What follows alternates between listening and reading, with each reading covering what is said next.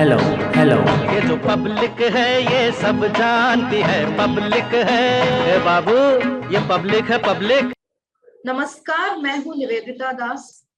आप सभी का स्वागत है इंडिया टीवी डिजिटल ये पब्लिक है सब जानती है शो पे, जहां हम बात करते हैं डायरेक्टली पब्लिक से, उन्हीं के मुद्दों पे।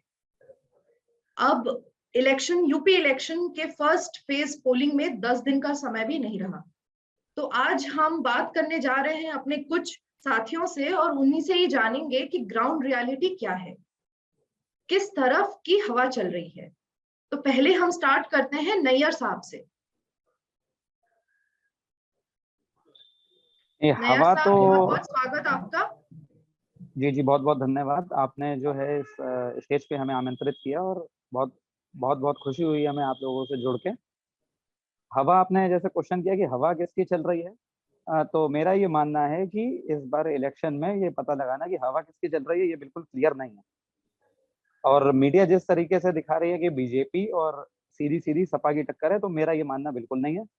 मेरा ये मानना है कि और भी छोटे दल, जो काफी छोटे छोटे दल हैं, वो भी इस चुनाव में अहम भूमिका अपनी निभाएंगे। आपने तो इंट्रोडक्शन ही नहीं दिया, आप कहाँ से हैं नैयर साहब? जी, मैं शाहजहांपुर, यूपी शाहजहांपुर से हूँ, 135 नगर विधानसभा से, एआईएमआईएम का सदस्य भी। एआईएम का? एआईएमआईएम का शहर विधानसभा से मीडिया प्रभारी महासचिव। अच्छा, तो आप जी ओवैसी साहब के दल से बिलोंग करते हैं? जी बिल्कुल। अच्छा, मेरा साथ देने के लिए मेरे साथ यहाँ मेरे सहयोगी भी हैं, हर्षवर्धन। हर्ष जी कैसे हैं नैयर जी, क्या हाल चाल? जी बिल्कुल ठीक है। आप लोग की जब दुआएं बात कर रहे थे ना, आप जब सपा और बीजेपी की बात कर रहे थे, तभी मुझे लगा था कि शायद आप जरूर किसी पार्टी से बिलोंग करते होंगे, क्योंकि छोटे छोटे दलों में अभी आपके एआईएमआईएम और यही सब लोग हैं। तो आपको क्या लगता है? नहीं, बात एआई हाँ, एआईएमआईएम नहीं, मैं जी वैसे आप एआईएमआईएम क्या लगता है कितनी सीटें ला पा रही है इस बार उत्तर प्रदेश में आपके हिसाब से? हमारी तो कोशिश है कि जितनी सीटों पे हम लड़ेंगे और जो भी हमारे भागीदारी संकल्प मोर्चा में, भागीदारी परिवर्तन मोर्चा में जितने भी हमारी पार्टी हैं, जिसमें मेन पार्टी बाबू सिंह कुशवाहा साहब की है, जन अधिकार पार्टी, हम उनके लिए भी मदद कर रहे हैं और अपने लिए भी कर रहे हैं, और भारत मुक्ति मोर्चा, उसके लिए भी हम मदद कर रहे हैं। तो हमारी कोशिश ये रहेगी कि जितनी ज्यादा हो पाए उतनी हम सीटें निकालें और उत्तर प्रदेश में एक बदलाव करें। अभी आपको पता नहीं कितनी तो आपको लगता है कि ओवैसी साहब इस बार काफी खरे उतरे हैं पब्लिक के एक्सपेक्टेशंस पे। तो आप मुझे ये बताएं कि ओवैसी साहब ने ऐसे क्या 3 बड़े काम किए हैं उत्तर प्रदेश में जिसके वजह से उनको वोट जाना चाहिए? बात उत्तर प्रदेश की हम इसलिए नहीं कर सकते हैं ओवैसी साहब ने क्या किया, क्योंकि यहाँ पे अभी तक जनता ने हमें मौका नहीं दिया। लेकिन इस बार जिस तरीके का विरोधियों में सपा बसपा और भाजपा में ओवैसी साहब के लिए डर है, जितना वो उनसे डर रहे हैं, अभी आपने देखा होगा, आप ही का चैनल में लाइव देख रहा था डिबेट के दौरान भी, तो ओवैसी साहब के काफिले पे हमला हुआ है, 4 राउंड उनके ऊपर फायरिंग हुई है। बिल्कुल अभी ढासना की ये घटना है, आपके चैनल पे ही मैं देख रहा था लाइव। बिल्कुल, तो वो जो घटना जो घटित हुई है वो बहुत निंदनीय घटना है और बहुत छोटी सोच के लोगों ने ऐसा कराया है। इसके पीछे कोई भी पार्टी, कोई भी हो सकता है, उसकी जांच होनी चाहिए। अगर ओवैसी साहब के ऊपर ये फायरिंग हुई है तो इसका मतलब है कि उनके जो विरोधी हैं उनके अंदर ओवैसी साहब के लिए कोई डर है। तो ये आप सीधा सीधा साहब सोच सकते हैं कि किसी ना किसी को जो है उनसे, ओवैसी साहब से कोई परेशानी होगी, तभी वो उनके ऊपर हमला कर रहा होगा। अब ये जांच आएगी, उसके बाद जांच होगी, उसके बाद पता चलेगा रिजल्ट में कि किसने ये काम किया है।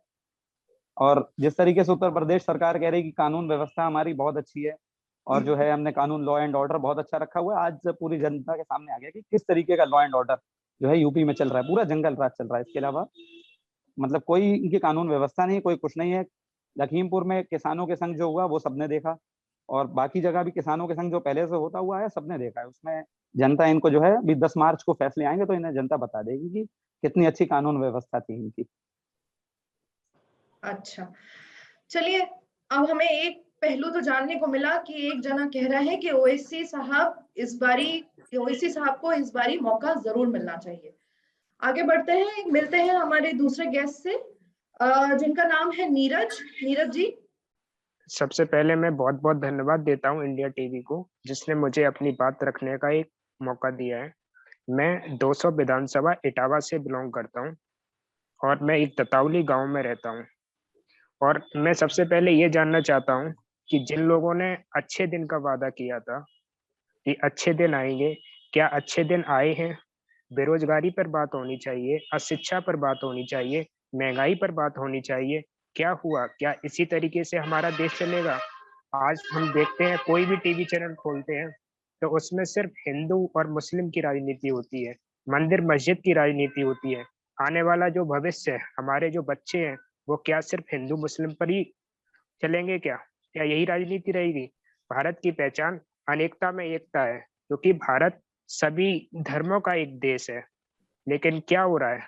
क्या हम 21वीं सदी में इस भारत की कल्पना कर सकते हैं? मैंने भी भारतीय जनता पार्टी को 2014 में वोट दिया, 2017 में वोट दिया, 2019 में वोट दिया। क्यों दिया? इसका सबसे बड़ा कारण था कि बात होगी अब अच्छे दिनों की, बात होगी महंगाई की, बात होगी अशिक्षा की, लेकिन सब जमीनी स्तर पर बिल्कुल खोखला है। आज हमारी जो विधायिका जी हैं, श्रीमती सरिता भदौरिया जी, आप उनसे ये पूछिएगा कि आपने क्या काम किया। ना वो शिक्षा के क्षेत्र में बता सकती हैं, ना वो सुविधा के क्षेत्र में। ऐसा कोई गांव नहीं है जहां वो अंदर जा सकती हैं, क्योंकि उन्होंने कोई विकास का कार्य किया ही नहीं है। मैं उन अच्छे लोगों से ये जानना चाहता हूँ कि विकास की परिभाषा क्या है? अगर अच्छा देश बनाना है तो सिर्फ 3 चीजों से बनता है, सुविधा, सुरक्षा और शिक्षा। लेकिन इन तीनों बिंदुओं पर कोई भी काम नहीं हो रहा है। तो आपको ये लगता है कि आपने जो वोट बीजेपी को दिया था 2014-2017 में, वो वोट जी, बेकार गया, बीजेपी ने कोई काम नहीं किया? बेकार गया है, कोई काम नहीं किया। बीजेपी ने अपना जो मैनिफेस्टो जारी किया था, उस मैनिफेस्टो में ऐसा कोई काम ही नहीं किया है। मैं हमेशा जब भी वोट करता हूँ, मैं हर एक पार्टियों का मैनिफेस्टो पढ़ता हूँ। पढ़ने के बाद देखता हूँ कि क्या इस पर काम होगा, अगर होगा तो मैं उसको वोट देता हूँ। मैंने दिया है। मैं किसी पार्टी या किसी विशेष व्यक्ति का नहीं हूँ। मैं एक सिर्फ भारत का नागरिक हूँ। मेरी जाति और मेरे धर्म से मुझे ना देखा जाए, लेकिन बात भारत के विकास की होनी चाहिए, जिससे कि बिल्कुल। हमारी एक पहचान बने। हर्ष? बिल्कुल नीरज जी, आप बहुत अच्छा बोलते हैं और बहुत सही बात रखते हैं अपनी। मुद्दा ये है कि अगर आप बीजेपी नहीं तो इस बार कौन? बीजेपी भारत में एक ऐसी पार्टी है जो कहती कुछ और है, करती कुछ और है। लेकिन अभी हम एक दूसरा विकल्प देख रहे हैं हमारे राज्य में। एक अखिलेश यादव है जिन्होंने काम किया था। आप उनका कोई भी विभाग आप देख लीजिए, उस विभाग का काम नजर आता है। लेकिन श्रीमान योगी आदित्यनाथ जी की सरकार में किसी भी विभाग का आप नाम बताइए, उसका वो काम नहीं बताएंगे। वो सिर्फ हिंदू मुस्लिम और मंदिर मस्जिद की राजनीति करेंगे। वो सिर्फ ध्रुवीकरण करते हैं। अभी आप देखिएगा क्या चल रहा है कैराना में, क्या चल रहा है। ये लोग क्यों नहीं बात करते हैं शिक्षा पर? क्या कारण है? अब शिक्षा में जो हमारा ग्रोथ रेट है वो भी गिर रहा है, महंगाई का बढ़ रहा है। इन बिंदुओं पर बात होनी चाहिए, जिससे कि हमारे जनमानस को लाभ मिले, हमारी जनता, हमारी आने वाली जनरेशन पढ़े लिखे आगे बढ़े। तो आपने ये जी कहा सर। कि क्या कैराना में हो रहा है ये हम सभी को पता है, मगर योगी जी तो कह रहे हैं कि कैराना में जो चले गए थे वो तो अभी वापस आ रहे हैं।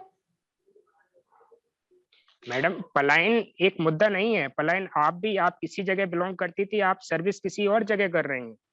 ये भारत पूरा हर व्यक्ति का है, वो कहीं भी काम कर सकता है। अगर जिसके हिसाब से जिसकी जो नॉलेज है वो उसी के अकॉर्डिंग काम करेगा। उसको जहाँ फील्ड वर्क मिलेगा वो उसी फील्ड में काम करेगा। नीरज जी, आपने एक बात कही, आप मैनिफेस्टो पढ़ने के बाद वोट देते हैं और देखते हैं कि क्या क्या पूरे वादे हुए, क्या नहीं हुए। सही कह रहा हूं मैं अभी जैसा आपने कहा? जी सर। बट या बीजेपी मैं तो आपकी कहती है बात हम से जो सहमत जो हूँ, मैं यही कह हाँ, रहा हूँ। पर बीजेपी तो कहती है कि हमने अपने सारे वादे पूरे किए, राम मंदिर भी बना दिया, उत्तर प्रदेश में शासन, रोजगार भी दिया, प्रशासन भी मजबूत, पुलिस भी मजबूत, मतलब रोजगार सब कुछ दिया। तो मैनिफेस्टो के उन्होंने वादे तो सारे पूरे। अब ऐसा कोई वादा आपको याद हो तो मुझे जरूर बताइए और हमारे दर्शकों को बताइए कि ऐसा कोई वादा है क्या जो बीजेपी ने नहीं पूरा किया हो, ताकि लोगों तक वो बात जाए आपकी, क्योंकि जनता है ना, पब्लिक बीजेपी तो अपने जानती है। वादे को कह जी। जी सर, बीजेपी अपने वादे को कहती है कि हमने 4.5 लाख नौकरियां दी हैं। लेकिन जमीनी स्तर पर इन्होंने सिर्फ एक 69,000 वैकेंसी निकाली है और यूपी पुलिस में निकाली है। इसके अलावा कोई वैकेंसियां ही नहीं निकली हैं। ये सिर्फ झूठ बोलने का काम करते हैं। अगर ये इस तरीके की बातें करते हैं तो जिले वाइज लिस्ट क्यों नहीं जारी करते हैं? आप जिले वाइज लिस्ट बताइएगा कि इस जिले में हमने इतने बच्चों को रोजगार दिया है। आप जिले वाइज लिस्ट बताइएगा जिससे कि लोगों को पता चले कि हमें हमारे जिले में कितने बच्चों को रोजगार मिला है। आप ठीक है देखिएगा नीरज जी, कोरोना में हम आपका पॉइंट समझ गए। जो भी सरकारें रही हैं, क्या हमारे उत्तर प्रदेश में, हमारे प्रदेश और देश में, क्या स्कूलों की व्यवस्था क्या बहुत अच्छी थी? ये बिल्कुल जो है जिस तरीके से उन्होंने काम किया था उसी के बिल्कुल कदमों कदम जो है भारतीय जनता पार्टी ने भी वही काम किया है। स्कूलों की व्यवस्था तब भी वैसी थी। मैं भी बहुत अच्छी नहीं थी, लेकिन अच्छा करने का प्रयास किया गया था। भाई नीरज भाई, मैं आपको 2017 चाहूंगा से कि पहले मुझे के अपनी बात नीरज पूरी जी, मैं करने आपको दें, फिर रोकना उसके चाहूंगी। बाद नीरज जी, एक सेकंड, इनको अपनी बात खत्म कर लेने दीजिए, उसके बाद मैं आपके पास आऊंगी। एक सेकंड जी, बोले नायक जी। जी, मैं ये बोल रहा था कि हालत बद से बदतर तो हो गई है, लेकिन पहले से भी हालत बहुत खराब थी। 2012 से लेके 17 में भी और 2007 से लेके 12 में भी। मैं तो कहूंगा कि मेरे ख्याल में मैंने करीब 15 से 20 स्टेट ऑल ओवर इंडिया घूमे हुए हैं, इधर उधर गए हैं, बहुत पूरा इंडिया देखा है। तो बड़े दुर्भाग्य से आपको ये बताना पड़ रहा है, आप भी ये बात जानते होंगे कि यूपी और बिहार को इस तरीके से गिना जाता है पीछे के स्टेटों में कि बहुत पीछे हैं।